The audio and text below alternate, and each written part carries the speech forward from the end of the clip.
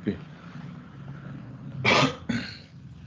Nah, tadi pagi terakhir kita membahas terkait dengan potensial dan energi potensial elektrostatik ya, bahwa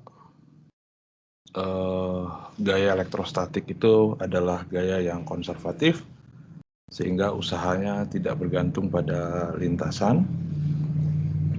Dari sini kita bisa definisikan energi potensial elektrostatik ya.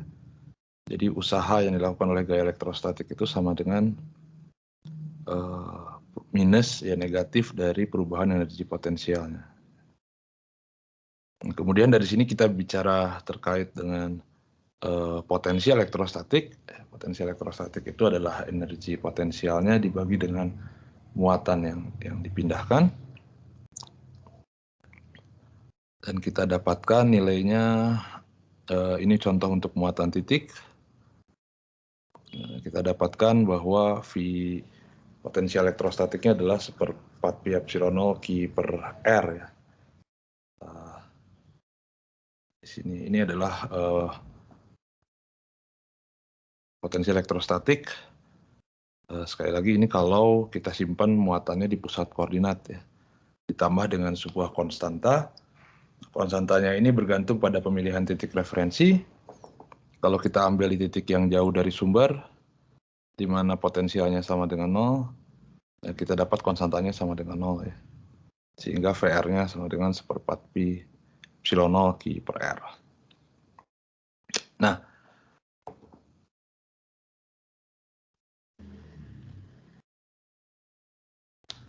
sekarang jika terdapat N buah sumber muatan titik,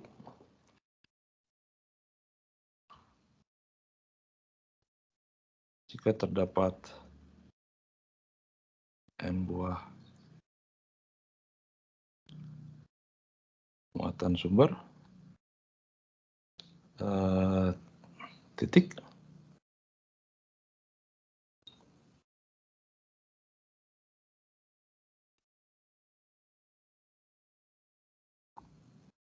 jadi ini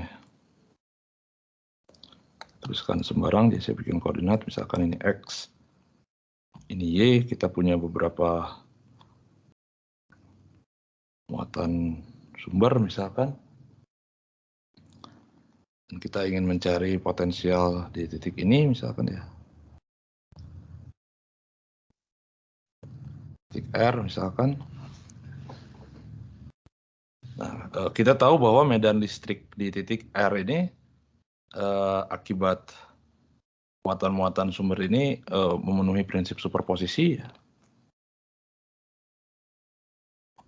Jadi medan elektrostatiknya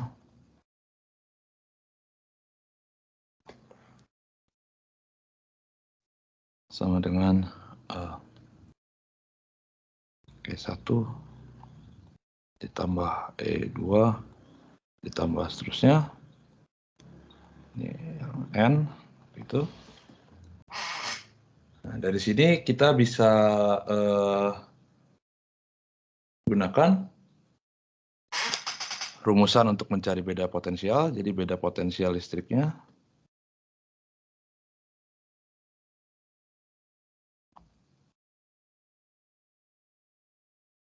adalah VB minus VA misalkan.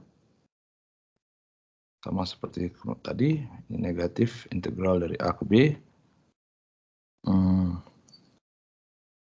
E dot dr.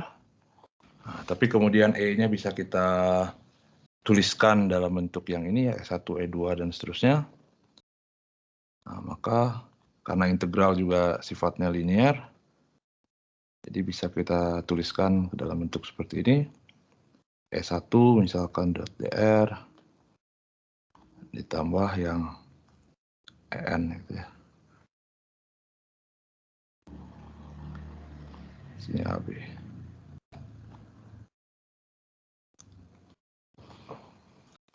Nah, jelas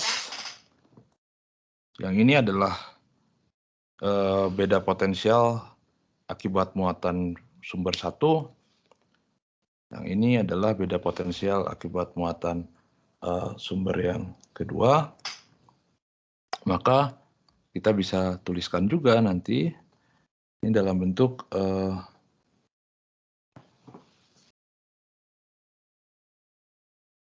jadi jadi V1 gitu ya, ditambah V2 ditambah Vn, kita evaluasi di B, dikurangi V1 plus V2 plus Vn, kita evaluasi di A. Nah, sehingga akhirnya potensial listriknya juga memenuhi prinsip superposisi. Jadi potensial elektrostatik juga memenuhi prinsip superposisi ya.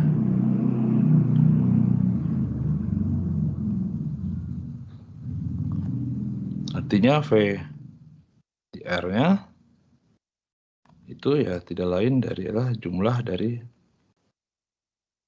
potensial oleh masing-masing sumber ya.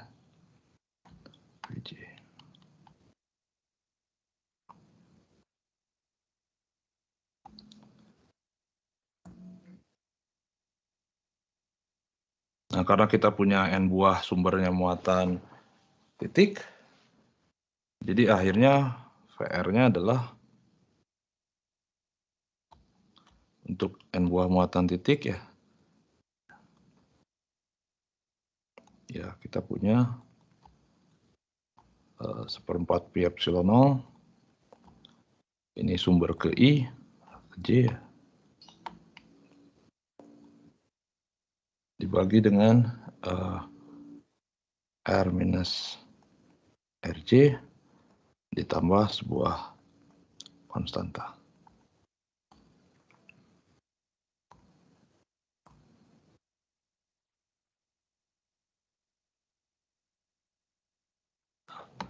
Di mana RJ itu adalah posisi sumber ke J ya.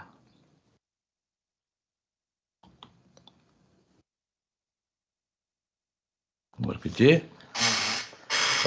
Kalau sumbernya 1, kemudian dia berada di pusat kayak yang ini, jadi balik lagi ke sini ya. Jadi per R aja, karena RJ-nya sama dengan 0. Nah, kemudian konstanta ini juga tadi sama, kita bisa pilih. Jadi konstanta ini jika dipilih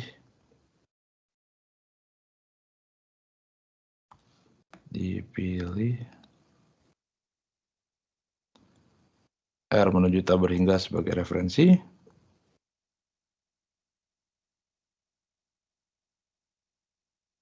maka konstantanya sama dengan 0 ya.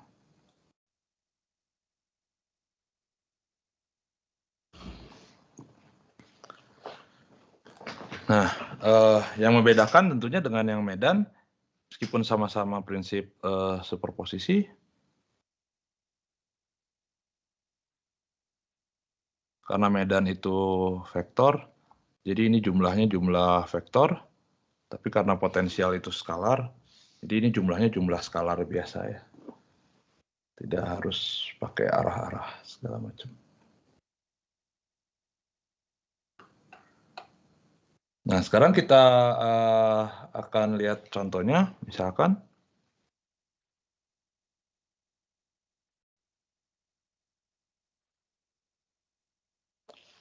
kita lihat untuk kasus dipol listrik, biar kita bisa bandingkan dengan yang kemarin. Itu kita sudah menghitung untuk kasus yang dipol, bentuknya seperti ini ya, E-nya. Nah, sekarang kita coba untuk dipol listrik.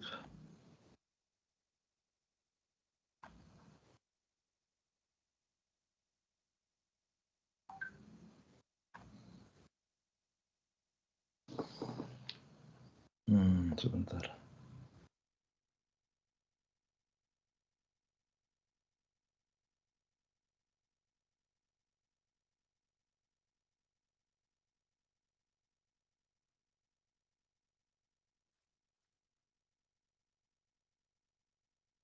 Oh iya, jangan deh, jangan di poll. Udah, contohnya sembarang aja.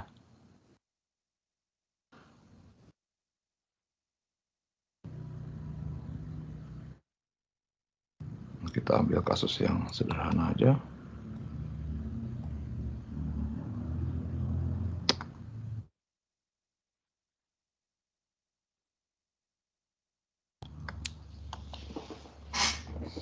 Nah, ini X, misalkan di sini Y.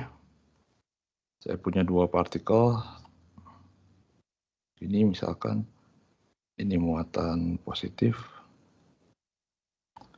Dua-duanya muatan positif lah ya. Mungkin aja. Sini sebut aja plus Q. Ini juga plus Q. Ini sebut aja X sama dengan minus A per 2. Ini X sama dengan A per 2 misalkan ya. Ini A, ini B. Nah, kita mau menghitung di sini.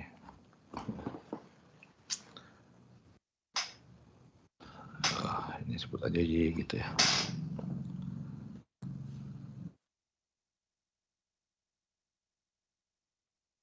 Nah, jadi sistemnya masih simetrik. Nah, kita lihat di sini kita punya dua buah sumber. Ya. Karena jarak ini adalah A per 2, ini Y, maka jarak yang ini adalah akar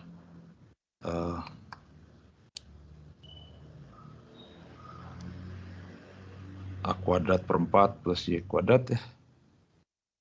Dan ini tentunya nanti adalah R minus RB. Yang ini juga sama, R minus RA, atau saya tulis aja dulu lah, biar memudahkan. Jadi posisi A, kita punya RA sama dengan minus A per 2I gitu ya. Dan posisi B, RB sama dengan plus A per 2I. Dan yang ingin kita cari adalah medannya di R sama dengan YJ. Nah, dari sini kita bisa dapatkan posisi relatifnya.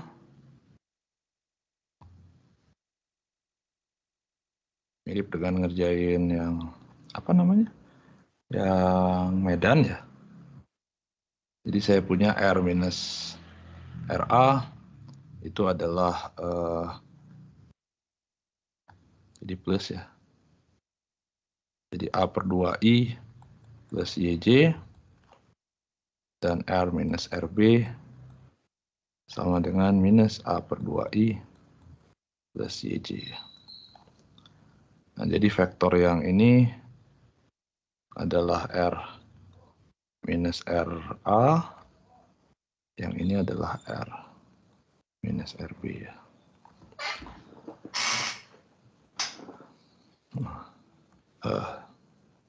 Nah, sekarang kita lihat potensial di titik di sumbu Y.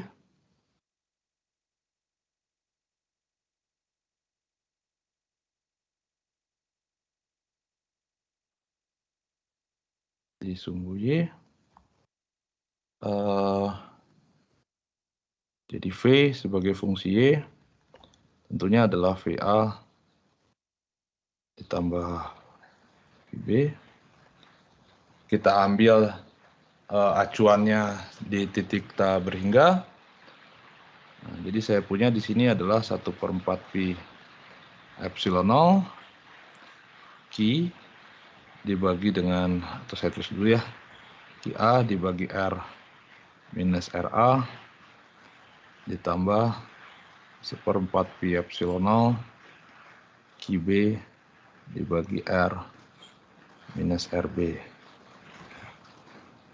Ini catatan acuannya adalah di R menuju tak berhingga ya. Titik referensinya.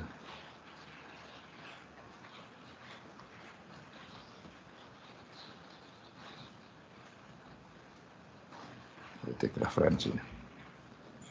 Nah, kalau kita masukkan, jadi saya punya di sini adalah 1/4 pi epsilon 0. Q yang A-nya adalah Q, R minus RA-nya adalah akar A kuadrat per 4 plus Y kuadrat ditambah 1/4 pi epsilon 0. Sini juga Q dibagi akar A kuadrat per 4 plus Y kuadrat ya. Nah, karena besarnya sama, maka akhirnya bisa kita dapatkan VY sama dengan 1/4 pi epsilon 0. Ini 2Q per akar kuadrat plus Y kuadrat.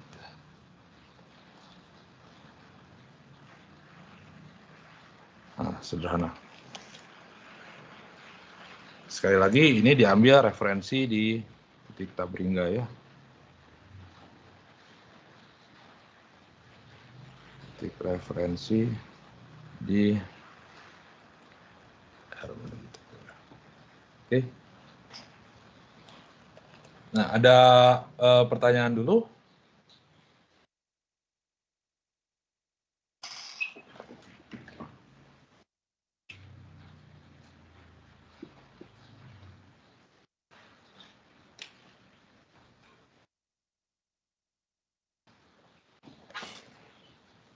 Nggak ada? Oke. Nah, cara lain adalah selain menggunakan yang ini, langsung direct dari sini, cara lainnya tentunya untuk mencari potensial, kita bisa cari dulu medan listriknya gitu ya. Nah, di sini kalau kita cari medan listriknya, kita bisa gunakan argumen simetri yang kemarin. Ini EA, ini EB. Nah, karena simetrik,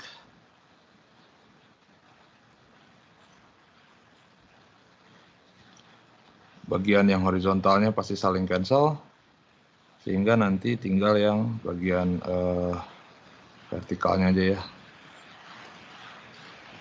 Nah, Anda bisa coba.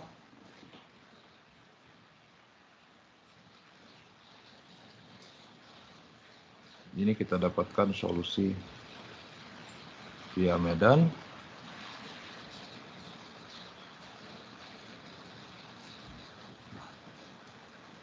Saya tuliskan saja langsung, Anda bisa cek bahwa medan elektrostatiknya itu sama dengan 1/4 pi epsilon 0 dikali Q dibagi A kuadrat per 4 plus Y kuadrat pangkat 3/2 dikali 2Y arah J.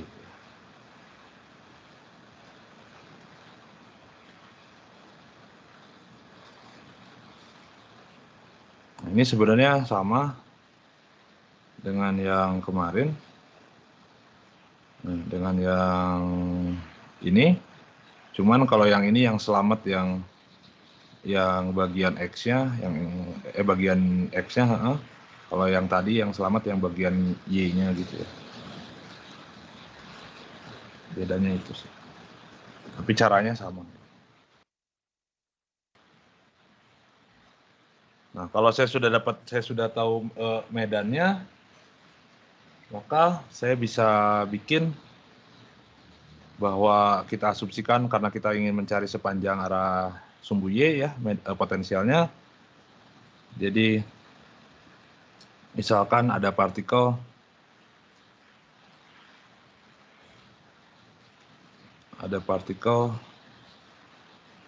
berpindah sepanjang sumbu Y.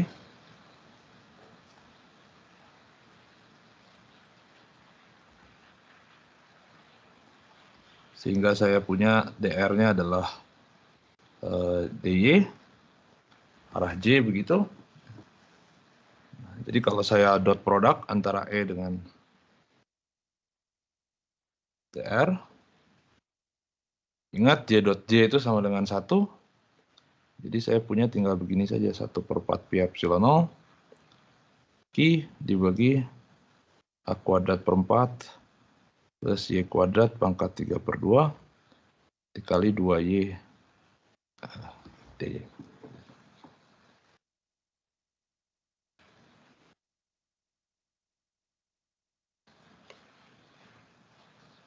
Nah, kemudian kita bisa manfaatkan relasi yang antara medan dengan potensial.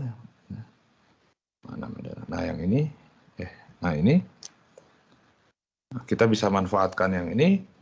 Nah, kemudian titik A itu saya ambil sebagai acuan, di mana acuannya itu karena saya pilih tadi titik R menuju tabur hingga. Nah, jadi di sini bisa saya pilih bahwa V sebagai fungsi dari ya R secara umum sama dengan minus integral dari hingga sampai R E dot R. Ya. Nah, ini adalah relasi kalau kita ambil acuannya di tabur hingga ya. Ini acuan atau referensi di R tabur hingga ya.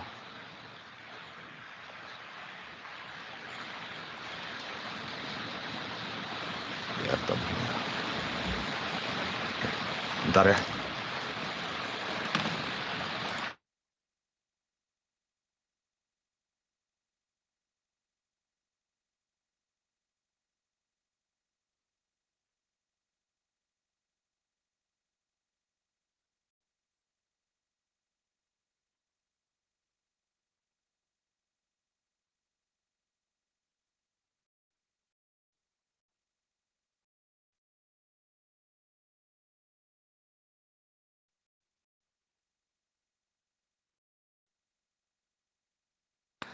Oke, di sini suaranya sedang hujan, jadi mudah-mudahan suara saya masih jelas.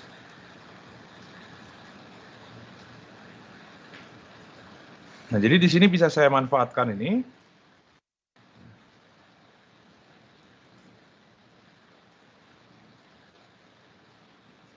Jadi minus integral dari ta hingga sampai Y sekarang. E dot dr-nya adalah 1/4 pi epsilon 0 Q dibagi A kuadrat per 4 plus Y kuadrat pangkat 3/2 dikali 2Y. DY. Nah, kita tinggal integrasikan ini integrasinya tidak terlalu sulit. Bisa saya misalkan substitusi biasa. Misalkan U sama dengan A kuadrat per 4 plus Y kuadrat, maka DU adalah 2Y DY karena A-nya konstan. Nah, dari sini integralnya bisa saya tuliskan jadi U pangkat minus 3/2 dan 2Y DE-nya jadi DU. Nah, ini kalau saya integralkan jadi minus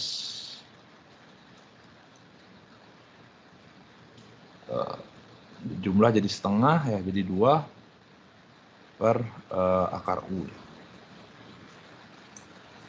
Jadi ini bisa sama dengan minus-minusnya saling cancel.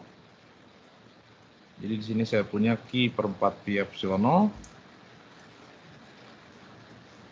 2 per akar U A kuadrat per 4 plus Y kuadrat. Batasnya dari ta hingga sampai Y. Nah, kalau saya masukkan ta hingga Y-nya, karena Y-nya ada di bawah, tentunya dia jadi menuju 0. Tinggal yang atas berarti ya. Jadi akhirnya saya punya VR-nya adalah 1/4 pi epsilon 0 dikali 2Q per akar A kuadrat per 4 plus Y kuadrat.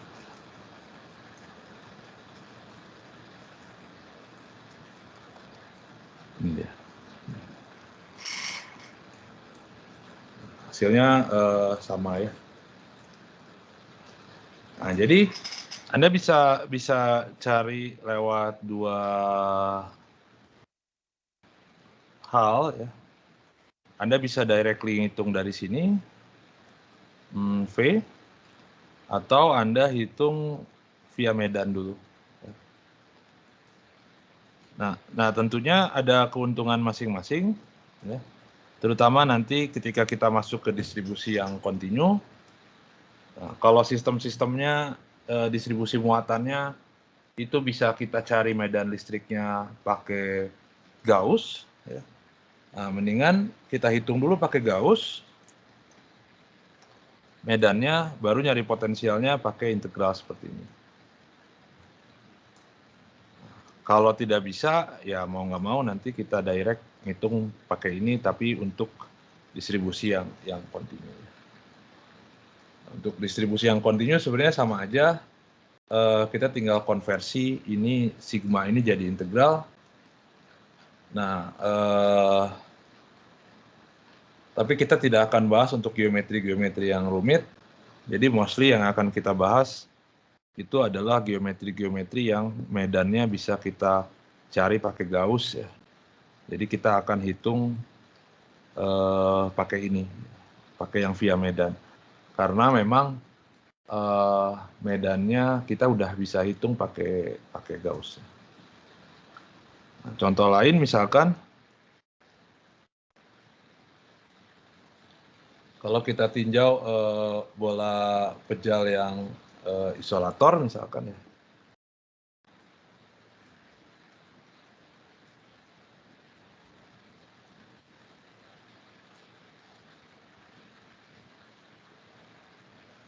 Kalau saya tinjau bola pejal yang isolator,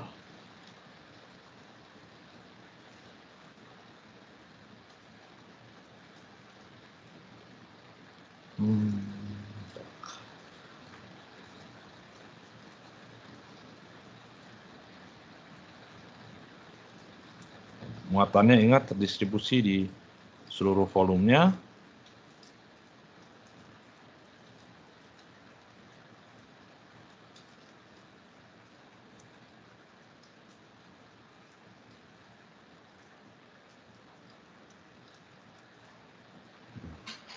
Terdistribusi di seluruh volume. Kalau saya sebut jari-jarinya R dan muatannya seragam, ya. Sini rapat muatannya seragam, rapat muatan adalah rho, dia konstan. Saya tahu bahwa medan elektrostatiknya tadi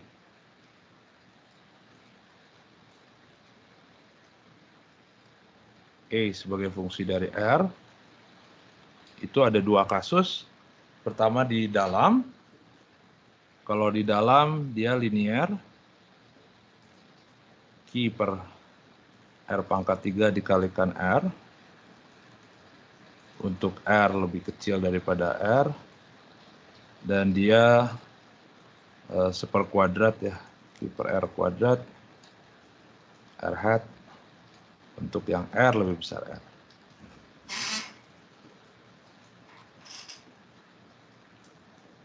Nah, sekarang kita akan cari potensialnya. Nah, untuk nyari potensialnya, karena kita ambil acuan titik R tak berhingga sebagai acuan,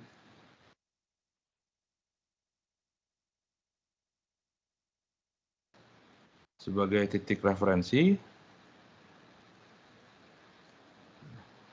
maka VR-nya itu kan sama dengan integral dari ini minus tak hingga sampai R,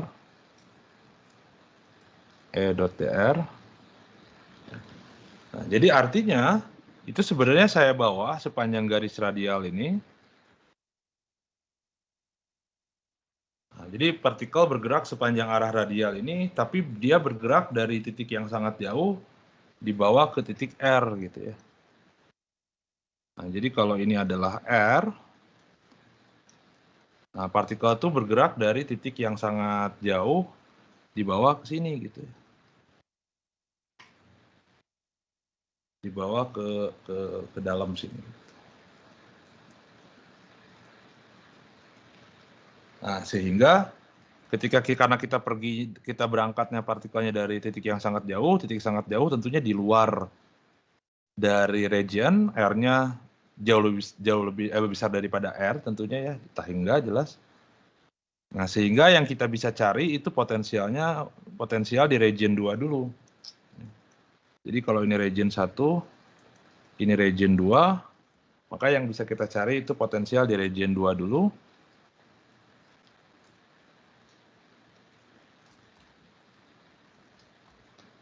Di daerah 2. Nah, karena ketika kita ngitung di daerah 2, maka saya punya PR sama dengan minus integral dari Tahingga sampai R, E.dr, oh ya di sini dr-nya juga seperti biasa, saya tuliskan gini aja, panjang radial. Jadi saya punya E-nya adalah E di daerah 2, didot dengan dr. Jadi minus integral dari min Tahingga sampai R, E daerah 2 adalah 1/4 pi epsilon 0 Q per R kuadrat dr ya. Nah, seperti itu. Kita bisa solve, integralkan biasa aja. Jadi 1/4 pi epsilon 0, minusnya hilang. Jadi Q per R dari Tahingga sampai R. Sehingga kita bisa dapatkan potensial di daerah 2-nya adalah 1/4 pi epsilon 0 Q per R ya, seperti muatan titik biasa. Untuk R lebih besar R. Nah, sekarang gimana kalau region 1?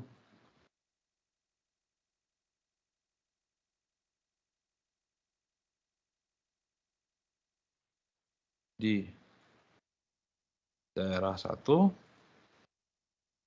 jadi untuk R lebih kecil R, maka VR-nya adalah E.dr. Nah, di sini harus hati-hati, karena kita pergi dari titik yang sangat jauh ya, sampai ke R, region 1 misalkan di sini. Nah, maka sepanjang titik Tahingga sampai R besar, sampai jari-jari bola, itu medannya medan 2, medan di luar. Nah, kemudian dari R besar sampai R kecil yang ini, itu medannya baru medan yang daerah 1. Nah, sehingga ini integralnya harus di-split sekarang. Jadi minus min Tahingga sampai R besar. Ini E2, karena daerah sini di E2. Minus integral dari R sampai R kecil, baru ini yang E1. Dot dr. Nah, yang suku ini kita udah hitung tadi ya. Saya tinggal ganti aja R kecilnya jadi R besar. Jadi suku yang pertama ini tentunya adalah 4 pi epsilon 0 Q per R, begitu. Nah, tinggal yang kedua ini. Yang kedua adalah minus integral dari R ke R kecil, Q per 4 pi epsilon 0, R dr dibagi R pangkat 3. Ya, kita tinggal integralkan. Yang ini kalau saya integrasikan, jadi Q per 4 pi epsilon 0, R kuadrat per 2R pangkat 3, batasnya dari R ke R. Nah, jadi saya punya akhirnya 1/4 pi epsilon 0, Q per R, minus Q per 4 pi epsilon 0, R kuadrat per 2R pangkat 3, di sini ada plus, Q per 4 pi epsilon 0, jadi R kuadrat per 2R pangkat 3 ya. Nah, ini bisa kita sederhanakan. Kalau saya sederhanakan jadi Saya tuliskan saja dulu. Q per 4pi epsilon 0. Di sini jadi ada 3 per R minus Q per 4pi epsilon 0 dikali R kuadrat per 2R pangkat 3. Di sini 3 per 2 ya. 1 plus setengah. Nah, jadi saya bisa tuliskan di sini, saya bisa sederhanakan. Jadi Q per 8pi epsilon 0, R-nya saya keluarkan. Sisanya jadi tinggal di sini ada 3 minus R kuadrat per R besar kuadrat.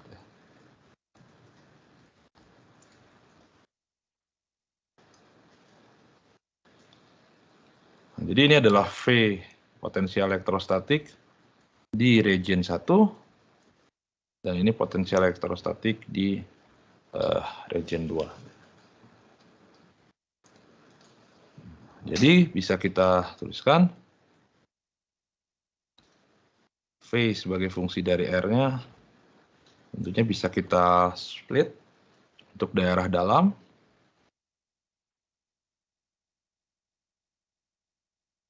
Tiga minus R kuadrat, dan untuk di luar 4pi epsilon 0 R ya. Ini untuk R lebih kecil R, dan ini untuk R lebih besar R.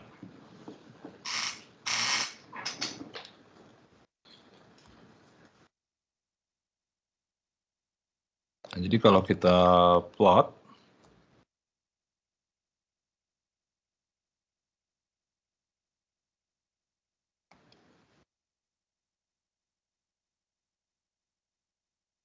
ini V potensial, ini R, nah, ini R jadi di permukaan bola berarti ini.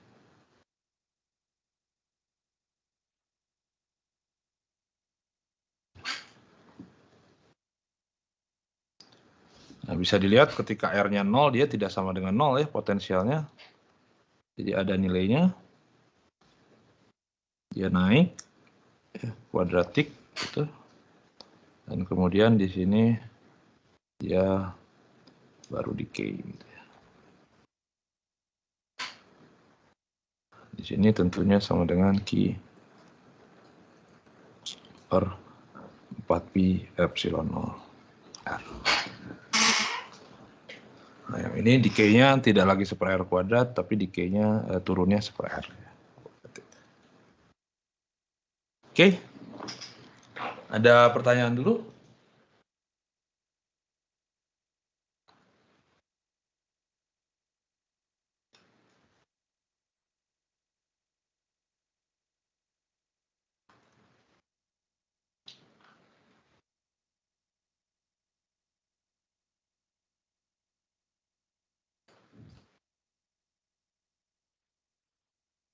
Pertanyaan? Ada?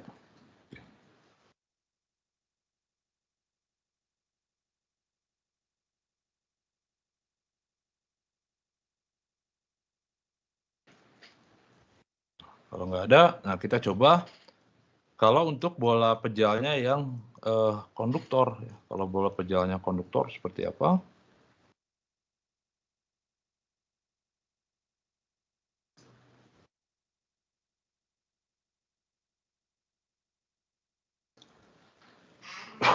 Kalau bola pejalnya konduktor, ingat kalau konduktor kan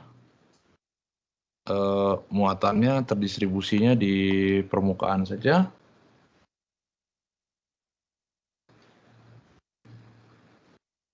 Ini R, nah, dia terdistribusi di permukaan. Nah, ini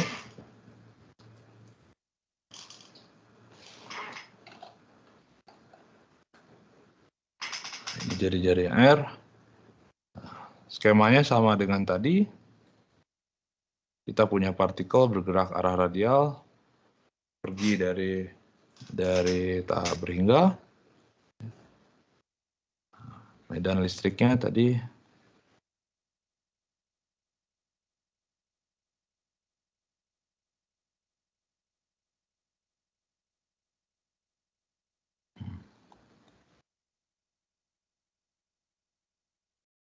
sama dengan 0 ketika dia di R lebih kecil R, ya, dia 0 di dalam konduktor, dan Q per 4pi epsilon 0 R kuadrat R ketika R-nya lebih besar daripada R.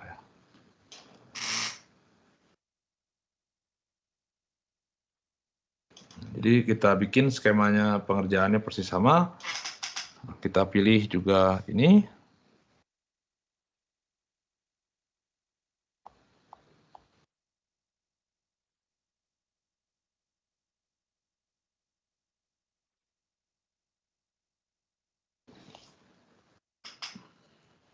Kita pilih R menuju tahap berhingga sebagai referensi, dan VR-nya jadi minus E.dr.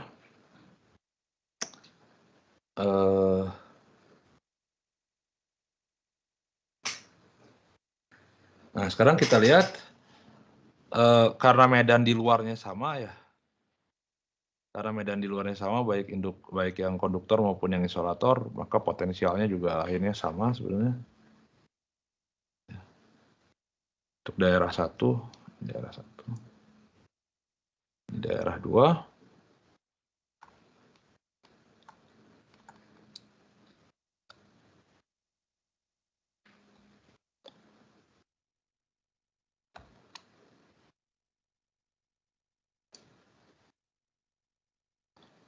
R lebih besar daripada R. Sorry, ini daerah 2 dulu. Di luar. Ya, ngitungnya jadi V2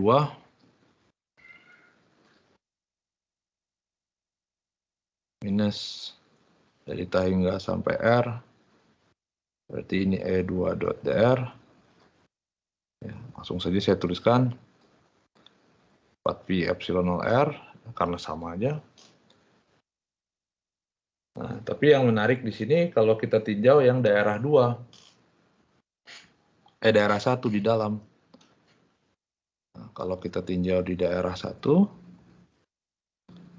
untuk R lebih kecil R, nah, ngitungnya juga sama, minus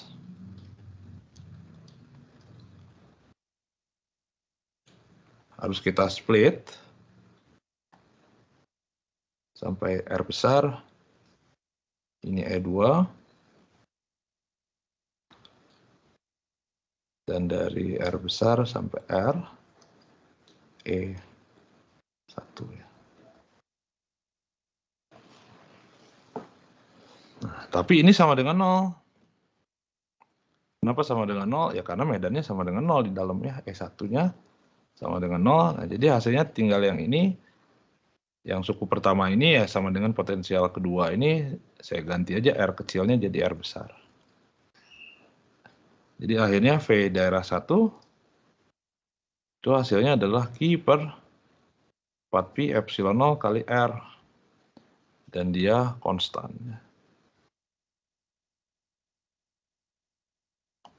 Ini konstan.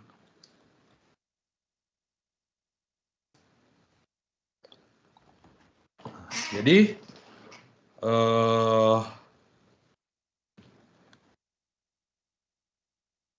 setiap titik akhirnya di sini bisa kita simpulkan, setiap titik ini nanti penting juga informasi ini, pada konduktor, kan pada di dalam konduktor,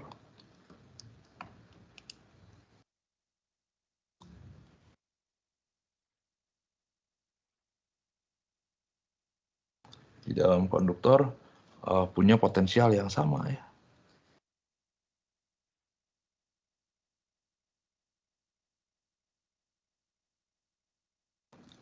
Atau biasanya kita sebut sebagai ekipotensial. Artinya di sini kalau kita tinjau dua titik di sini sembarang, nah dua titik ini punya potensial yang sama. Artinya tegangannya antara dua titik atau beda potensial antara dua titik dalam konduktor ini, dia selalu sama dengan 0.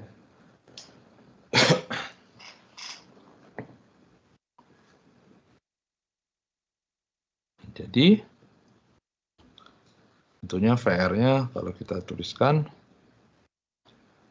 dia punya konstan di sini,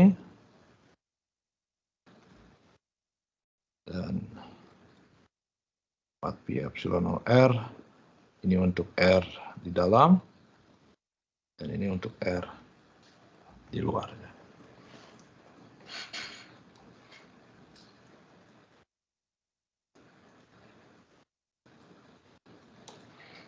Nah, jadi kalau kita plot,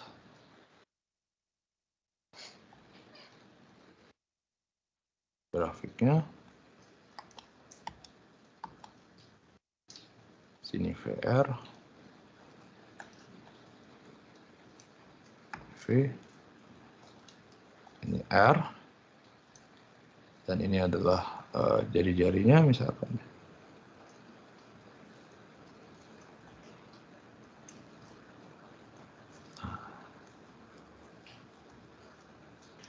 Nah, kalau di sini di dalam itu dia naik, kalau di sini dia konstan. Begini dia konstan, dan ketika di luar baru dia turun per R kuadrat, per R ya. Oke. Per R. Dan di sini dia konstan sama dengan Q per 4pi epsilon 0 R. Oke. Ada pertanyaan lagi sebelum kita lanjut kasus yang lain?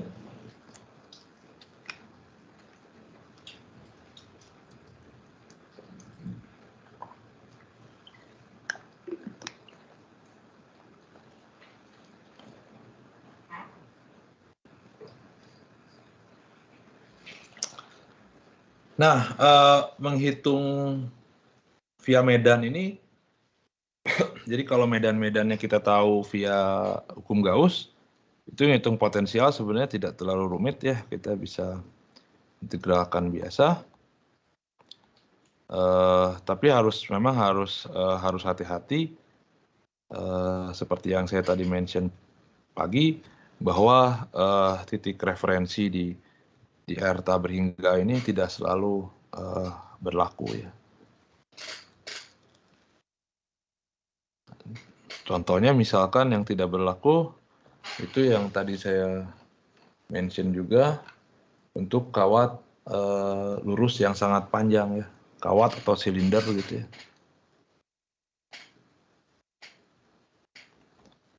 Kawat lurus yang sangat panjang,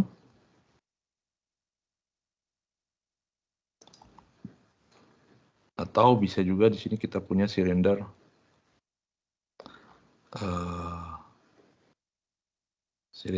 konduktor ya.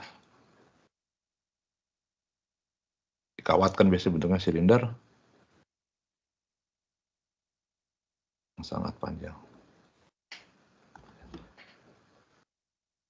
Nah, jadi di sini kita sudah punya kemarin, jadi ini misalkan kawatnya. Ya, nah, seperti ini. Kita sebut ini sumbu Y misalkan. Dan medan di sini. Kita tahu kemarin ini E. Ya, kalau jarak ini adalah R. Medan elektrostatiknya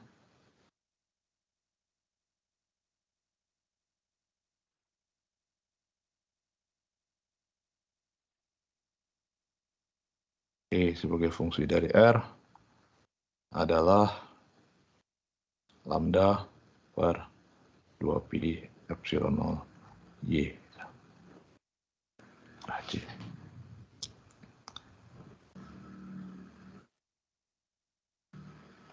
Nah, Nah, sekali lagi di sini kita punya klaim bahwa, saya ganti aja di R. Nah, kita punya klaim bahwa L, panjang batang, panjang kawat L itu jauh lebih besar daripada R. Nah, kondisi ini itu tidak memungkinkan. Ya. Kondisi ini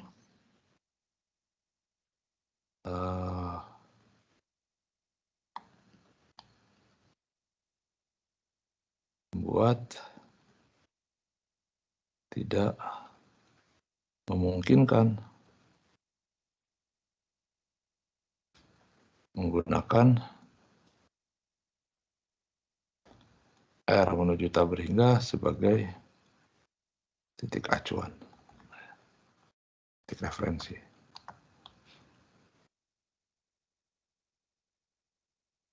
Jadi nggak bisa nih kita pakai R menuju tabur hingga sebagai titik referensi di sini ya. Kalau kita pakai medannya yang ini, kita mengasumsikan kawatnya sangat panjang.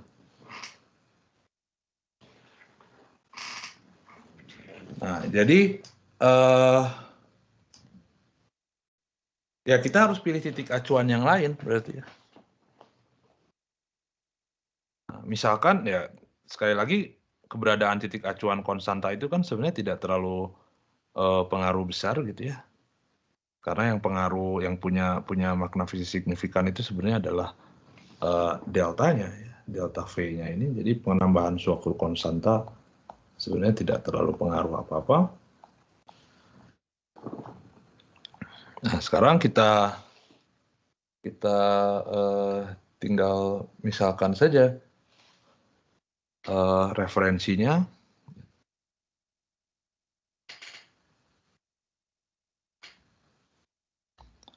R sama dengan A ya, entah di mana A-nya gitu sebagai referensi. Yang jelas A-nya tidak ditabur hingga, ya, A-nya finite. Nah, sehingga saya punya VR minus VA sama dengan integral dari A sampai R, jangan lupa ada negatifnya, E dot dr. Nah, dr-nya saya bisa jalan dia sepanjang sumbu Y. Jadi ini dr, kita ambil aja J gitu. Sehingga saya punya lambdanya saya keluarkan, di sini 2pi epsilon 0, ada minusnya, integral dari A sampai R, dr per R ya. Nah, dr per R tentunya adalah logaritma, jadi saya bisa tuliskan V sebagai fungsi dari R-nya adalah VA ditambah lambda per 2pi epsilon 0 ln A R ya.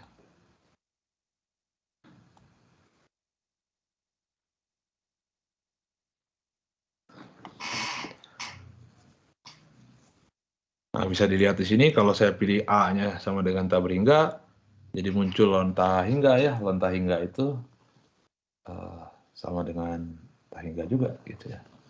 Jadi tidak bisa saya pilih referensinya adalah titik yang tak berhingga.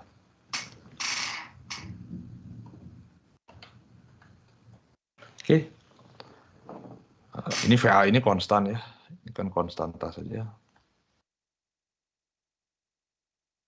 konstanta.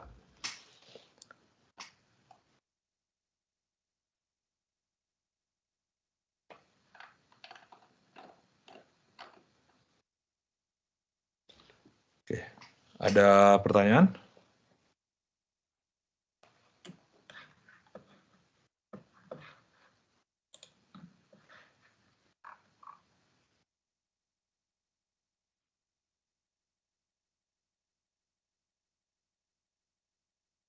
Nggak ada? Nah, sekarang kita lihat sistem yang lain. yang kita bisa bikin lebih kompleks ya. Nah, misalkan tinjau sebuah sistem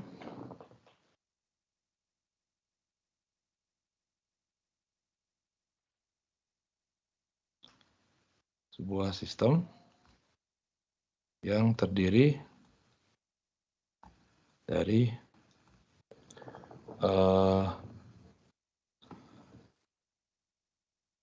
satu kulit bola konduktor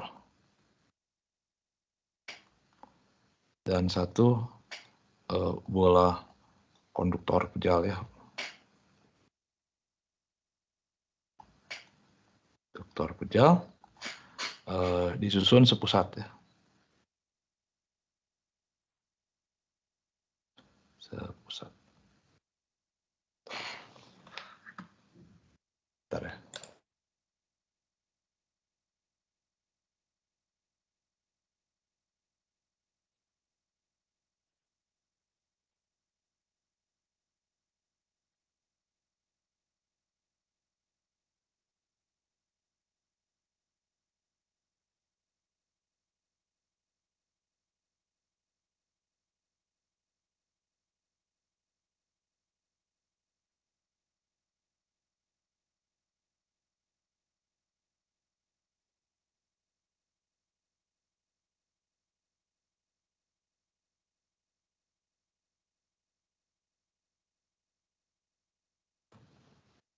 Oke.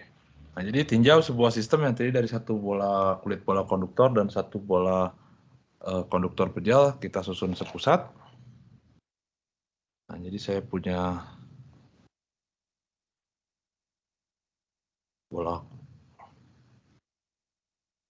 satu kulit bola konduktor. Nah, ini adalah kulit bola konduktor.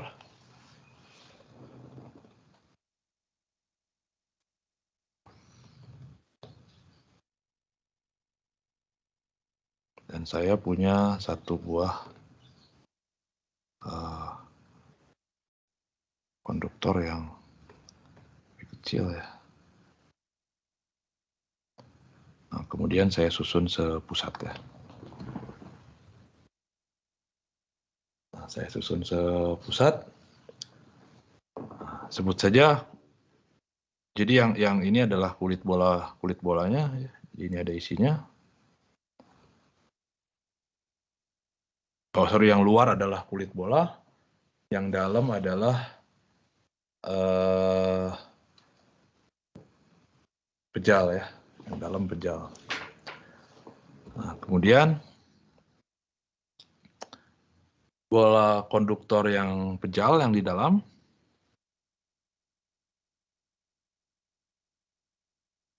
Bola konduktor pejal. Itu kita kasih muatan plus Q.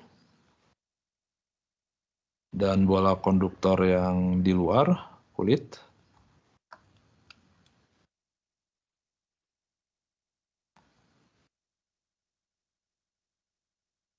Konduktor. Itu kita kasih muatan minus Q. Ya, jadi yang satu plus Q, yang satu minus Q. Nah, tentunya meskipun ini pejal, tapi karena dia konduktor, muatannya jelas hanya ada di sini ya. Hanya ada di permukaan. Jadi ini muatannya positif semua. Terdistribusi merata lah, bilang aja.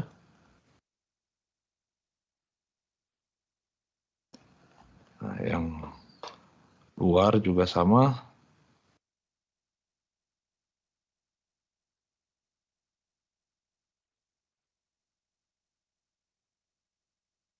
Ya, terdistribusi begini, tapi negatif ya. Negatif, dia uniform.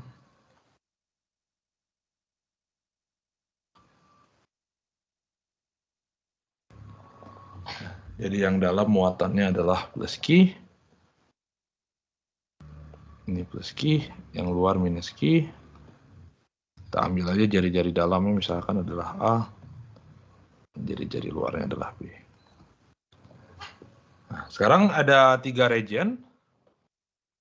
Region 1, region 2, dan region 3. Nah, kita bisa hitung medannya dengan menggunakan hukum Gauss. Kita bikin permukaan Gauss untuk 3 daerah tersebut. Di daerah 1, kemudian di daerah 2, dan yang terakhir di daerah 3 di luar ya. Permukaannya tentunya bola. Nah, ini permukaan Gauss. Nah, tapi yang menarik kita bisa lihat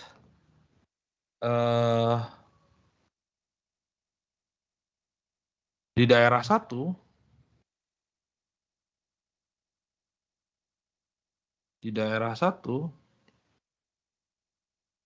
E-nya pasti sama dengan 0. Ya. Kenapa E-nya sama dengan 0? Ya karena dia di dalam konduktor. Karena di dalam konduktor. Di dalam konduktor medannya selalu sama dengan 0. Nah, sekarang kita lihat di daerah 2, ya, atau di daerah 3 dulu, ya, biar gampang. Di daerah 3, E3-nya sama dengan 0. Kenapa E3-nya sama dengan 0? Karena pada di daerah 3 di luar itu muatan yang terlingkupinya itu hanya sama dengan 0 ya. Jadi muatan yang terlingkupi di luar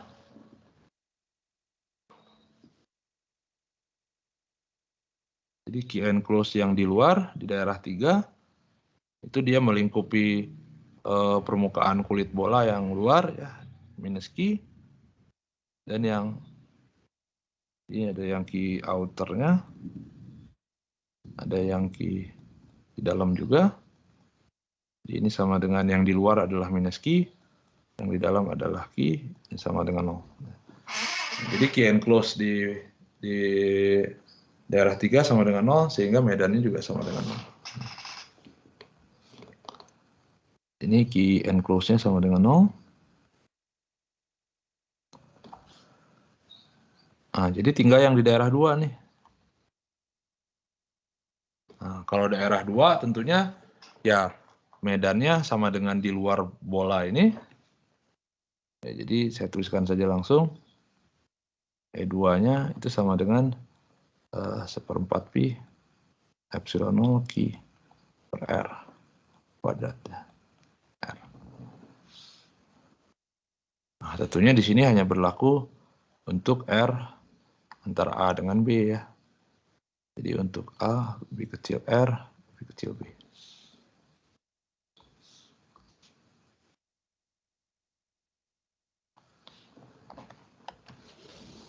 Nah, jadi ini yang menarik bahwa medannya itu hanya muncul di daerah antara konduktor.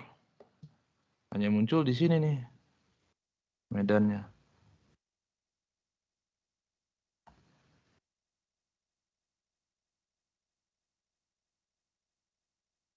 Tidak ada medan di luar, tidak ada medan di dalam. Yang ada memang hanya di daerah antara itu saja. Di daerah antara dua konduktor ya. Nah, sehingga kita bisa hitung berapa beda potensialnya.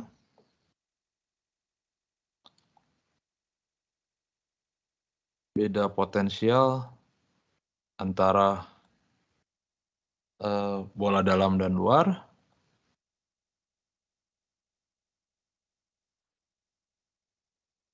Ya, antara bola dalam dan luar. Atau ini saya tulis dulu sini.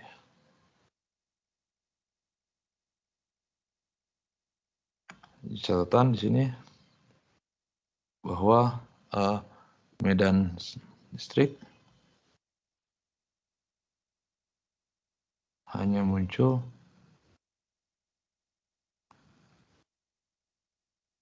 di daerah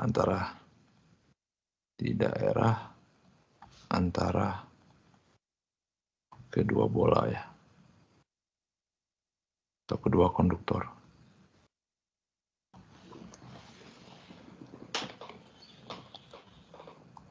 Nah, sekarang kita bisa hitung berapa beda potensialnya antara bola dalam dan bola luar.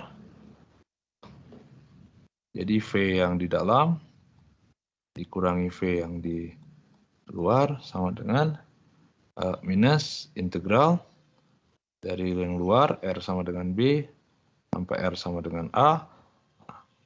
Berarti karena dari A sampai B medannya kita tahu adalah medan di region 2 dr gitu.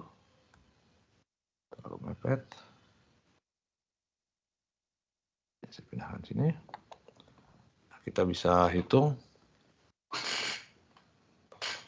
Yang suku pertama ini saya sebut sebagai delta V. Ini jadi minus seperti DR-nya saya bikin seperti biasa aja ya. DR-nya adalah DR arah R hat. Jadi minus 4pi epsilon 0 ada Q-nya. Integral dari R sampai dengan B sampai R sama dengan A. DR per R kuadrat. Nah, di sini saya punya minus Q per 4pi epsilon 0. Minusnya hilang. Langsung aja saya tuliskan di sini jadi seper A minus seper B. Ini adalah delta V.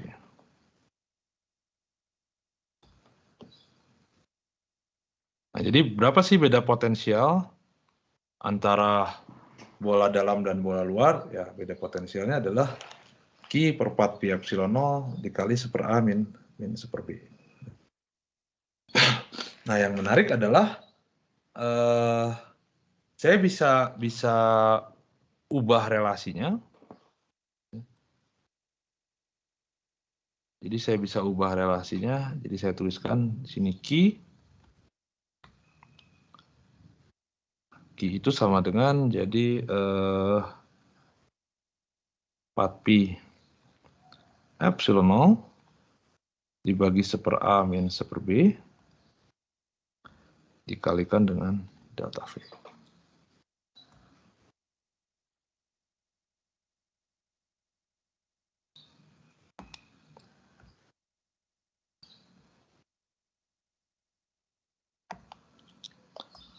Nah, jadi ini menarik. Delta V ini adalah beda potensial antara dua konduktor.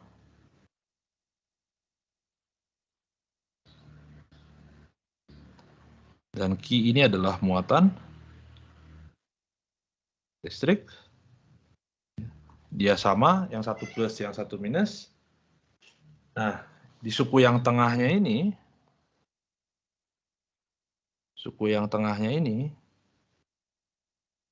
itu dia konstan. Dia konstan dalam artian tidak bergantung pada apa-apa, dia hanya bergantung pada dimensi dari sistem. Dia hanya bergantung pada dimensi dari sistem. Di sini kan hanya bergantung pada jari-jari dalam dan jari-jari luar bola. Nah, di sini adalah sebuah tetapan, sebuah konstanta yang bergantung pada dimensi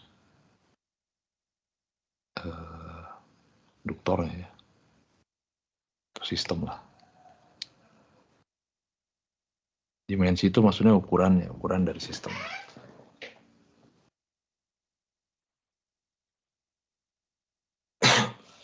Ada pertanyaan dulu?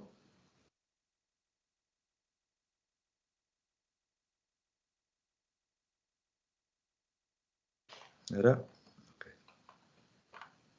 Nah, satu lagi yang belum kita bahas, kawat lurus udah, bola pejal, isolator udah, kemudian sistem 2 ini juga udah. Satu lagi adalah sistem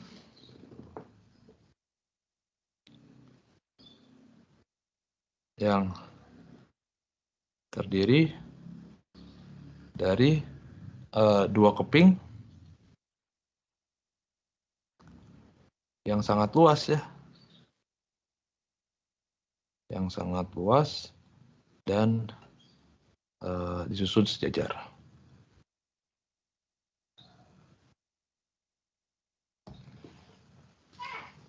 Oke. Jadi saya punya dua buah keping. Nah, misalkan begini, satu saya simpan di kiri, satu lagi saya simpan di kanan.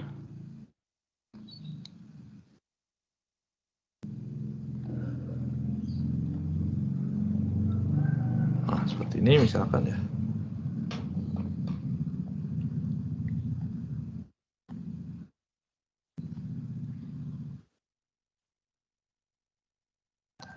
Satu saya simpan di X sama dengan 0, misalkan satu lagi saya simpan di X sama dengan L.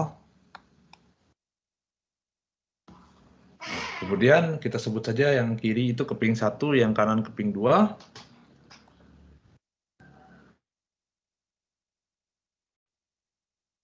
Nah, keping 1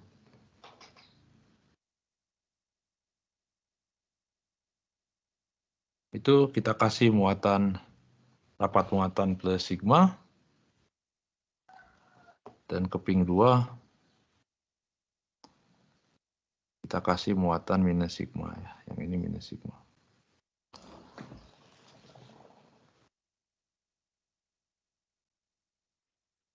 Nah, sehingga bisa dilihat di sini ini kita sebut sebagai keping 1, keping A gitu ya, ini keping B misalkan.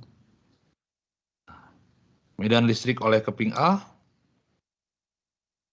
sekarang fungsi dari X itu sama dengan plus sigma per 2 epsilon 0 I kalau X-nya lebih besar 0 dan minus sigma per 2 epsilon 0 I kalau X-nya kecil 0.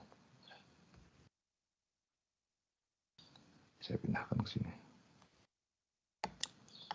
Artinya kalau saya gambarkan untuk X yang positif di sini EA-nya ke kanan dan untuk yang sini EA-nya ke kiri ya, ke arah negatif. Nah, sedangkan untuk yang B juga sama. Nah, E di B, E oleh B. Nah, tapi di sini karena muatannya negatif sigma, jadi kebalik di sini. Di sini jadi minus sigma per 2 epsilon 0 kalau X-nya lebih besar L, karena disimpan di L ya. Ada I-nya di sini. Dan plus sigma per 2 epsilon 0 arah I jika X-nya lebih kecil dari L. Nah, sehingga kalau saya gambarkan, di sini dia masuk ya, E di B. Di sini dia juga masuk E di B, E oleh B, sorry. Di sini dia masuk E oleh B. Ya. Nah, jadi kalau dilihat,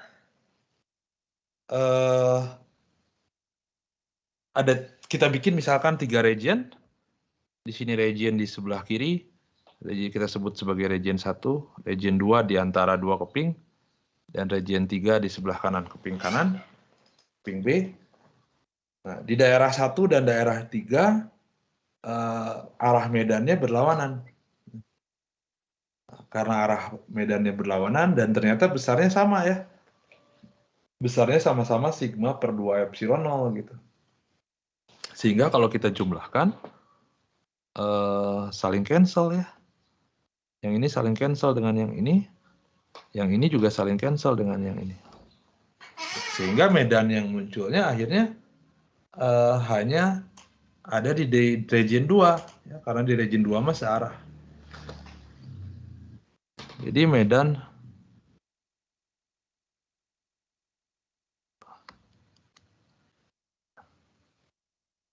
pada daerah 1 dan 3 itu saling menghilangkan.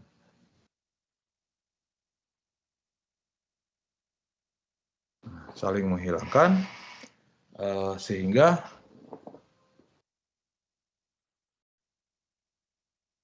medan listriknya hanya ada di daerah 2. Di mana daerah 2 itu adalah daerah di antara dua konduktornya, dua kepingnya.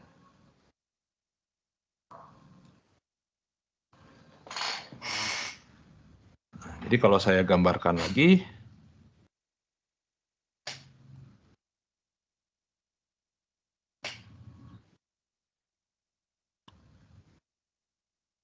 sumbu X, misalkan ini kepingnya, ini di X sama dengan 0, ini di X sama dengan L, di sini plus sigma, di sini minus sigma. Nah, medannya hanya muncul di daerah sini. Nah, di luar-luarnya itu sama dengan 0.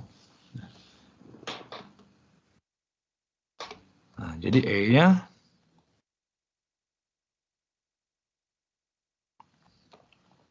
adalah ya jumlah ini sigma per 2 epsilon 0, sigma per 2 epsilon 0 dijumlah jadi 2-nya hilang. Jadi sigma per epsilon 0 jika X-nya di antara X dan L dan 0 ini di lainnya ya. Nah, jadi medan listriknya hanya muncul di sini. Ini kita kasih I, lupa.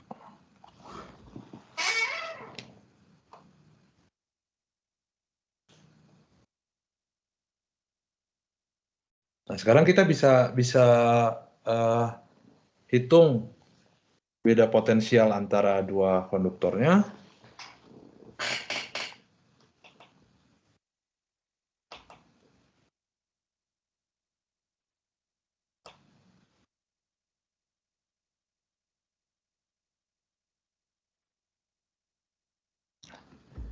Saya hitung beda potensial antara dua konduktornya, dua keping, maksudnya dua kepingnya. Berarti V A minus V B sama dengan minus integral dari X sama dengan L ya, sampai X sama dengan 0, E dot dr. Sini kita bisa ambil dr-nya geraknya sepanjang X.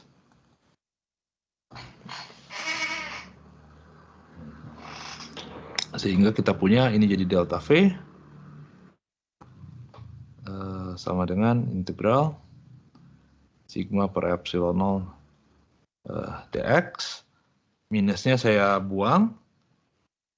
Kalau minusnya saya buang, jadi tandanya saya balik, batasnya saya balik dari X sama dengan 0 sampai L. Dan ini tidak lain adalah karena sigmanya konstan, epsilon 0 konstan, jadi tinggal begini saja. Delta V-nya adalah sigma L per epsilon 0. Nah, kemudian karena sigmanya uniform, saya bisa ganti sigma itu jadi Q dibagi A, dengan A adalah luas kepingnya,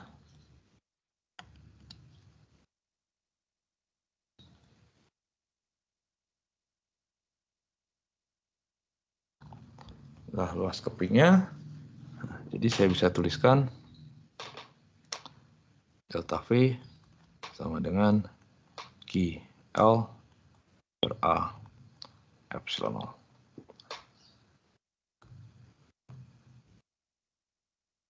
Nah, sama halnya dengan tadi, saya bisa tuliskan ulang dalam bentuk Q di sini, jadi epsilon 0 dikalikan A dibagi dengan L.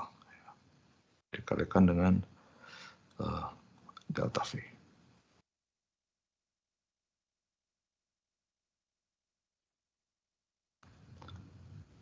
Nah, di sini yang menarik adalah formatnya jadi sama ya, bahwa muatan listrik di sininya kita punya muatan listrik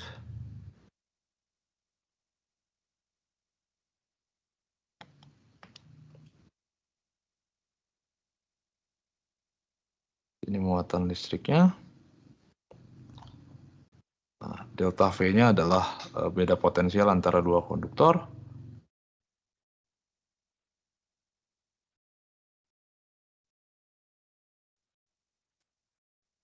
Antara dua konduktor. Dan yang ini adalah sebuah konstanta yang bergantung juga. Bergantung pada dimensi dari sistem ya. Bergantung pada dimensi sistem. Artinya bergantung pada A, luas kepingnya, dan bergantung pada L, jarak antar kepingnya.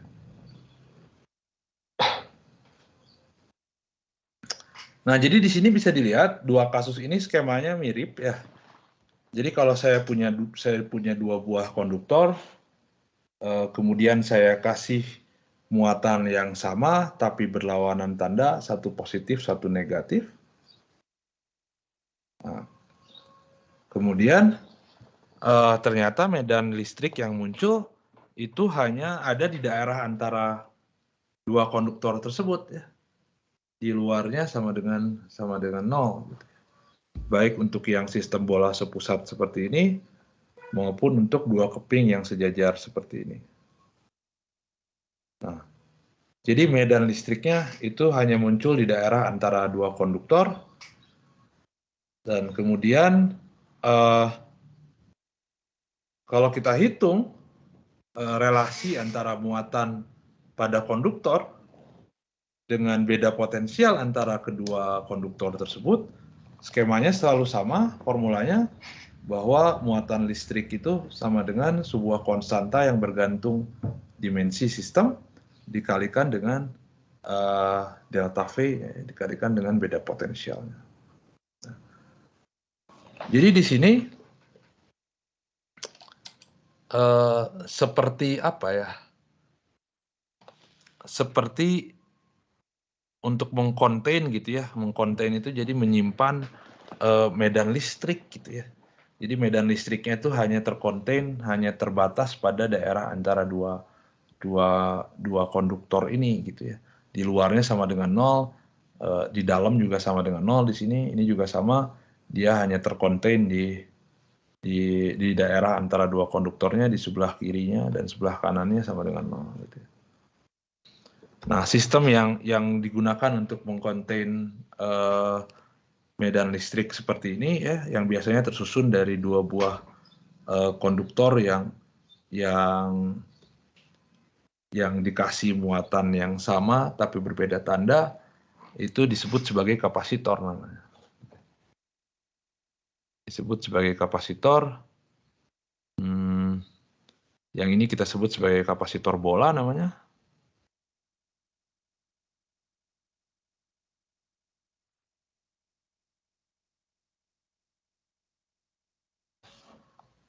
Dan yang ini kita sebut sebagai kapasitor keping sejajar biasanya namanya.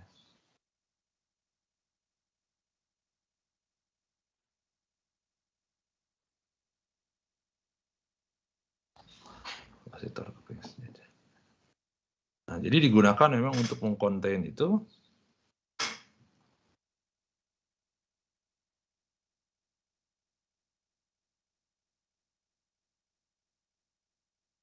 Jadi kapasitor itu adalah secara umum sebuah sistem ya, dua konduktor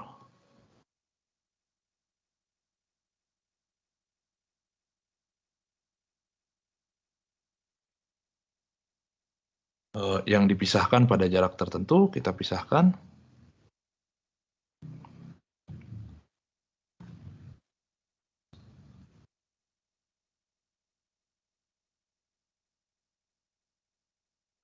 pada jarak tertentu dan diberi muatan sama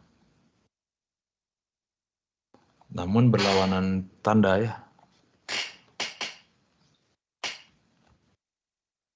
Berlawanan tanda. Nah, sistem seperti ini kita gunakan sebagai kapasitor. Nah, tadi ini digunakan untuk mengkonten medan listrik. Nanti energi medan listrik yang terkonten itu akan mengandung energi listrik. Jadi pada dasarnya ini digunakan untuk menyimpan, jadi terkonten itu jadi akhirnya disimpan energi listrik. Energi listriknya dalam bentuk medan elektrostatik yang tadi. Dan relasi antara muatan listrik pada kapasitor tersebut, pada konduktor tersebut, dengan beda potensial antara dua konduktornya, itu sama dengan Q, sama dengan sebuah konstanta C dikalikan dengan delta V.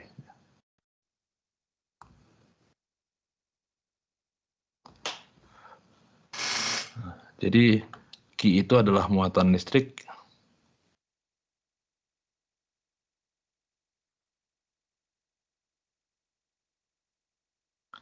yang tersimpan di kapasitor. Jadi kapasitor itu jadi mirip seperti charge storage gitu ya, penyimpan muatan listrik. Dan kemudian di sini ada delta V, itu adalah beda potensial atau tegangan jepit. Kalau tegangan sebenarnya nggak harus pakai tegangan jepit ya, tapi nggak apa-apa. Antara dua konduktor,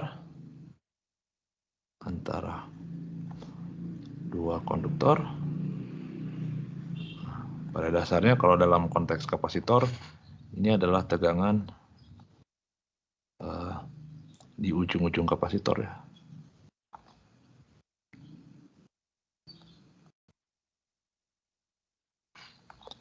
Nah, dan C di sini, ini adalah suatu konstanta yang disebut sebagai kapasitansi.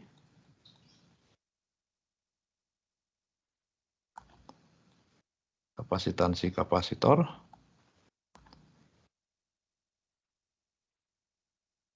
Yang dia berupa konstanta. Konstanta itu artinya tidak bergantung pada Q, tidak bergantung pada delta V. Dia hanya bergantung pada bentuk dan ukuran dari sistem, dari kapasitor. Dan sebenarnya nanti ini bergantung juga pada material ya. Material di antara atau bahan di daerah antara konduktor ya. Kalau di sini kita isi vakum kemarin tadi. Nanti kalau kita isi material dielektrik namanya, ya C-nya bisa jadi nilainya berbeda nanti ya. Nah, bisa dilihat di sini bergantung bukan hanya pada ukuran, tapi juga pada bentuk. Artinya formulanya beda-beda untuk bentuk kapasitor yang berbeda. Tadi kita sudah bahas dua buah jenis kapasitor. Ada kapasitor bola. Kalau kita punya kapasitor bola tadi,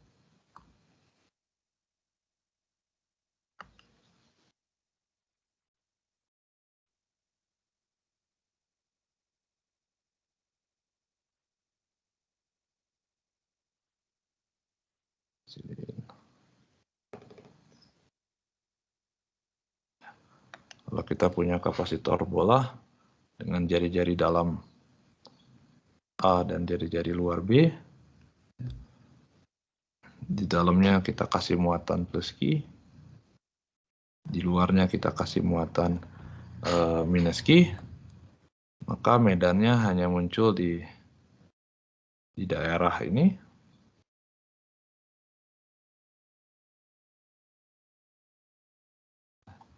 Medannya hanya muncul di daerah sini saja, dari muatan positif ke negatif.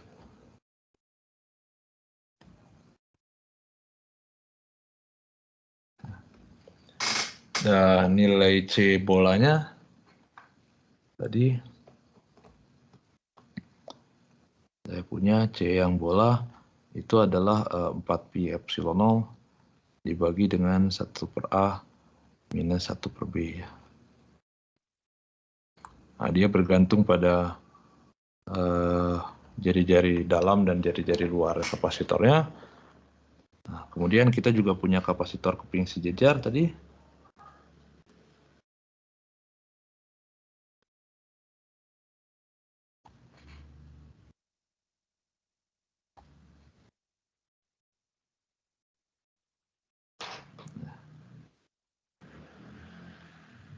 Nah, untuk kapasitor keping sejajar, saya punya di sini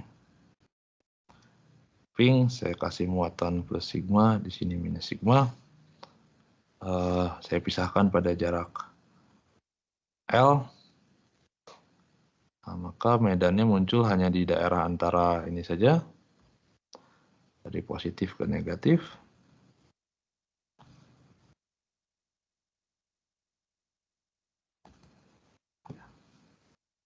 Dan C-nya sama dengan epsilon 0 dikali A dibagi L ya. Nah, jadi bisa dilihat bukan hanya bergantung pada dimensi, tapi juga bergantung pada bentuk dari kapasitornya. Kalau kapasitor bola ya kita punya seperti ini, C bolanya untuk keping sejajar yang seperti ini. Kalau kasus yang lain, misalkan jenis kapasitornya nanti kita punya kapasitor silinder, misalkan C-nya beda lagi gitu ya.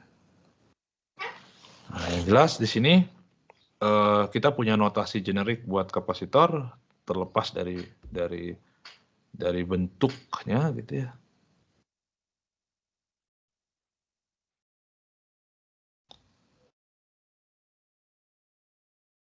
Nah, bentuknya seperti ini, kita gunakan dua buah garis sejajar.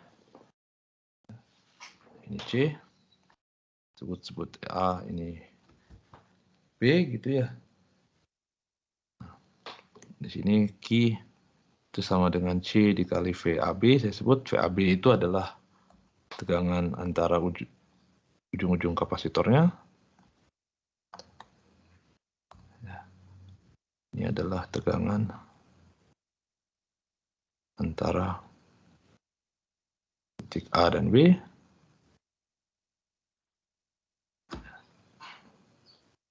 Nah, dan kapasitansi ini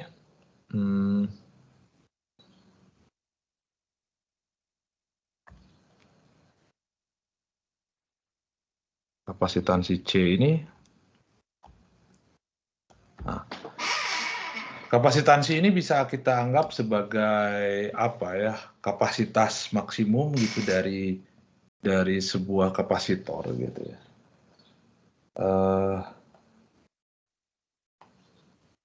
Jadi terlepas, jadi seperti Anda punya gelas gitu ya. Gelas itu kan punya kapasitas maksimum gitu ya. Dia bisa nampung air gitu. Dan kapasitas maksimumnya itu sebelum dia tumpah gitu ya airnya. Dan kapasitas maksimum itu kan dia tidak bergantung pada seberapa banyak air yang kita isikan ke gelas tersebut gitu ya. Mau kosong juga nggak ada masalah, mau nggak ada airnya juga nggak ada masalah, tapi toh kapasitas maksimumnya tetap gitu ya. Ya, kapasitas maksimum air itu memang hanya bergantung pada kapasitas maksimum gelas itu hanya bergantung pada bentuk gelasnya ya, dan ukuran gelasnya. Semakin besar gelasnya, tentunya kapasitasnya semakin besar juga. Nah, kapasitansi ini jadi mirip seperti itu. Dia tidak bergantung pada berapa besar muatan listrik yang disimpan di kapasitor tersebut. Dia hanya bergantung pada bentuk geometri dan ukuran dari kapasitornya. Nah, kemudian kapasitansi ini diukur dalam satuan farad, F. Meskipun sebenarnya satuan farad ini terlalu besar ya, untuk menyatakan kapasitansi sebuah kapasitor. Jadi biasanya digunakan kalau tidak mikrofarad, ya, ini sama dengan 10⁻⁻6 farad, atau picofarad biasanya. Ya, kalau di elektronik sih 10⁻⁻12 farad. Jadi ini mikrofarad.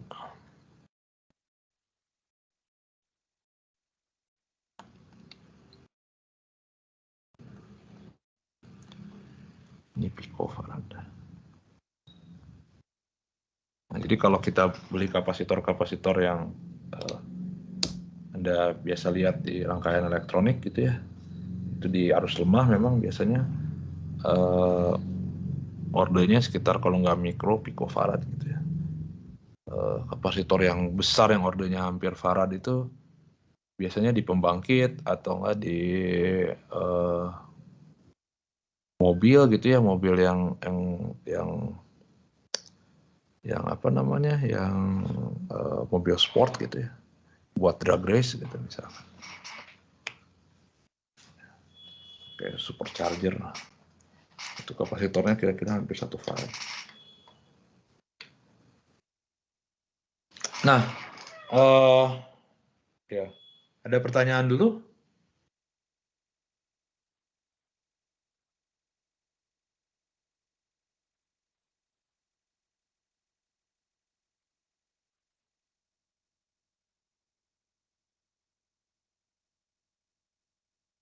Nggak ada?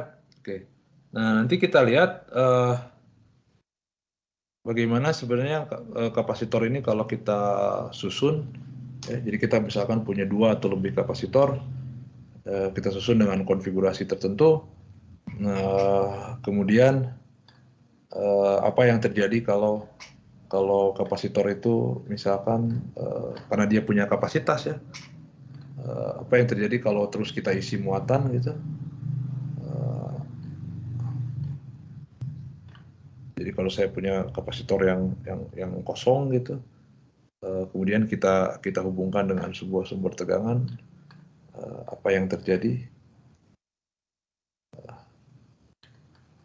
Kemudian tadi kalau saya ganti ruang antara kapasitornya ini dengan sebuah material yang kita sebut sebagai material dielektrik, apa yang berbeda gitu ya dengan kapasitor yang diisi vakum seperti ini.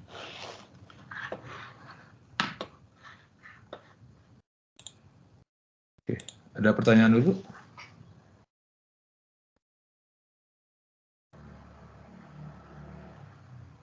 Ada?